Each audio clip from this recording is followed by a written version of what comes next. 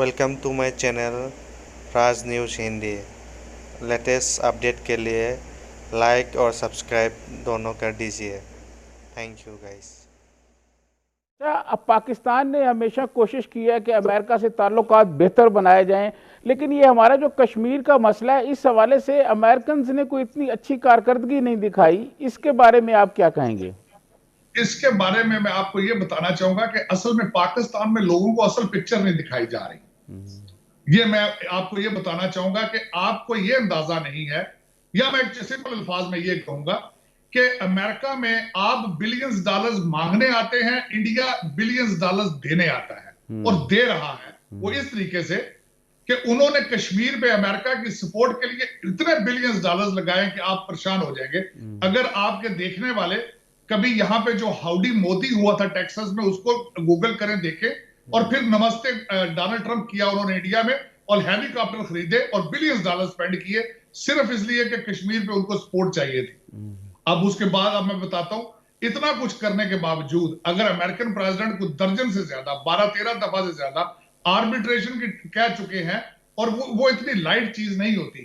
Free world का president, दुनिया की 100 सुपर पावर का प्रेसिडेंट जब आर्बिट्रेशन ऑफर करता है तो उसका मतलब ये होता है कि वो उस मसले को समझ रहा है। तो ये आप मुझे ये बताएं, अगर आप इसको ब्लेम आप डोनाल्ड ट्रंप को नहीं कर सकते, आपकी फॉरेन पॉलिसी पे आप, मेरा ये क्वेश्चन आपसे है, क्या कश्मीर के मसले को आपने जस्टिफाई किया है? आपके फॉरेन मिनिस्टर साहब ने इसको जस्टिफाई किया? आपकी फॉरेन पॉलिसी, उनके कितने दौरे, इंटरनेशनल दौरे हैं कश्मीर के लिए, उनकी हमायत हासिल करने के लिए? आपके साथ डोनाल्ड ट्रंप की बात करते हैं अमेरिका की, आपके साथ इस्लामिक उम्मा नहीं खड़ी, उसका जवाब किससे लेंगे आप? आपको इस्लामिक वर्ल्ड में ग्रुप बन रहे हैं, अपने ग्रुप में जाएं। और मैं बिलखसूस ये कहूंगा कि बिल्कुल आपने जो यू टर्न मारा है, आपने एक 100 साल के रिलेशनशिप 73 साल के अमेरिका के, आपको चाहिए उसको भी बैलेंस करें। और जिस तरीके से इंडिया करता है, इंडिया बिल्कुल अमेरिका की और वेस्ट की अमेरिका के साथ भी आता है, और हथियारे राफेल जो है फ्रांस से ले लेता है। आपको भी चाहिए चीजें बैलेंस करें। लेकिन हमने तो अमेरिकन के कहने पर तालिबान ग्रुप को एक टेबल पर लाए, उनके अमेरिकन से मुज़ाकरात कराए और उनके दरमियान एक कतर मुआहदा भी हुआ जिसमें पाकिस्तान का बड़ा रोल था। तो हम चाह रहे थे कि इस हवाले से अमेरिकन भी हमारी कोई मदद करें, लेकिन उन्होंने तो कश्मीर इशू पे उस तरह नहीं की। जिस तरह आपने कहा है कि पाकिस्तान पर भी और सऊदी अरब पर भी दबाव तो हुआ है इसराइल को तस्लीम करने के लिए, क्या इस तरह का कोई दबाव इंडिया पर भी डाला जा सकता है कि वो कश्मीर का मसला हल करे? देखिए, इंडिया के लिए, इंडिया पे प्रेशर तो इंडिया पे है, लेकिन उस मिकदार का प्रेशर नहीं है। आप वो देखें ना, एक प्रेशर का लेवल होता है, एक बॉइलिंग पॉइंट होता है, एक टिपिंग पॉइंट होता है। मेरी सबसे पहले तो क्वेश्चन आपसे कि आपके तो मीडिया ने अबैंडन कर दिया कश्मीर को। मैंने जिस तरह पहले क्वेश्चन आपसे किया है कि आपके फॉरेन मिनिस्टर साहब के कितने इंटरनेशनल दौरे हैं मुसलमान ममालिक में कश्मीर की सपोर्ट के लिए। आप मुझे कुछ सिग्निफिकेंट बताएं कि पाकिस्तान ने ये कर दिया कश्मीर के लिए, वो कर दिया, कुछ बताएं मुझे। मैं तो वाशिंगटन डीसी में देख रहा हूं कि आप पाकिस्तान कश्मीर को छोड़ दें, आप वैसे फॉरेन पॉलिसी में इंडिया से 50 साल पीछे हैं वाशिंगटन डीसी में। क्या वजह है कि मुसलमान ममालिक, खासतौर पर अरब ममालिक जो हैं, जिनके हम हर दुख सुख में उनके साथ खड़े रहते हैं, क्या वजह है कि वो कश्मीर पर हमारे साथ खड़े नहीं हुए? एम्बैरसिंग, वो जिस तरह मैंने पहले कहा, एम्बैरसिंग है। लेकिन ये कि वो अपने मुफादात को सामने रखते हैं।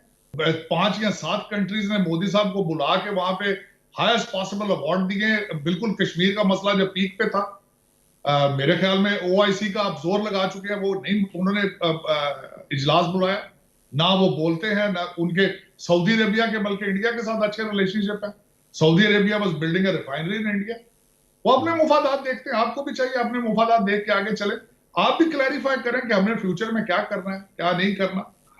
सीजे ताड़ा साहब, इजराइल के न्यूज़पेपर में और यूरोप के न्यूज़पेपर में ये आ रहा है कि आइंदा कुछ अरसे तक, चंद हफ्तों तक जो है, कुछ और अरब ममालिक जो है वो इजराइल को तस्लीम करने जा रहे हैं। इसमें सऊदी अरब का नाम भी लिया जा रहा है। इस बारे में क्या सूरत हाल है, जरा वो हमारे नाजरीन को आप बताएं।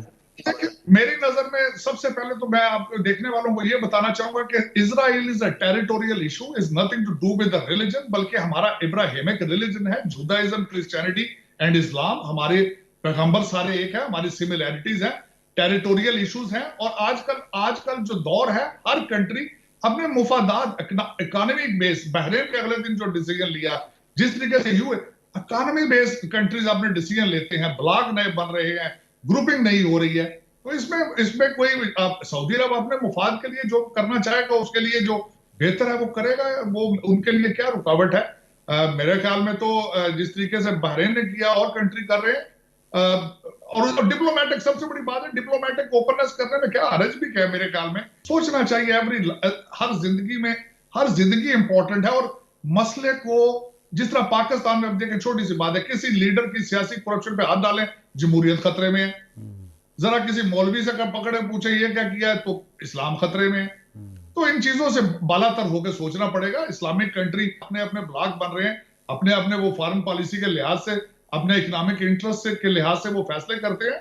और वो जो भी फैसला करें, मेरे ख्याल में मैं आई एम फॉर इट। अपने अपने मुफाद में सबको फैसले करने चाहिए। पाकिस्तान को भी चाहिए कि अपने मुफाद के लिहाज से फैसला करे। क्या आप देख रहे हैं कि आने वाले चंद हफ्तों में इजराइल को जो है वह सऊदी अरब या पाकिस्तान या कोई और मुल्क जो है वो तस्लीम कर सकता है? देखिए, मेरे लिए तो प्रेडिक्ट करना मुश्किल है, लेकिन ये कि रुझान है, एक प्रेशर है सऊदी अरेबिया पे, प्रेशर पाकिस्तान पे भी मौजूद है, इसमें तो कोई नहीं कहा जा सकता। लेकिन मेरे ख्याल में उनका कंट्रीज अपनी फॉरेन पॉलिसी और अपने मफाद के लिहाज से फैसले करते हैं।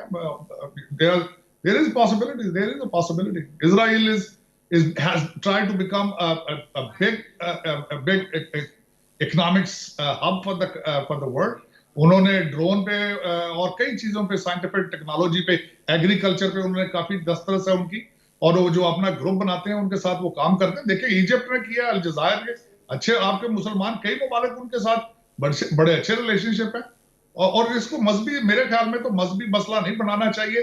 हाँ, अगर हमारी मस्जिद और हमारे जो मुबारक मुकामात हैं उनके साथ उनको चाहिए कि हमारे साथ अच्छे रिलेशनशिप रखें और रिस्पेक्ट दें जो जाते हैं मुसलमान वहां पे। तो इज नथिंग रॉन्ग विद अपने इकोनॉमिक इंटरेस्ट और अपने फॉरेन पॉलिसी के लिहाज को देख के मेरे ख्याल में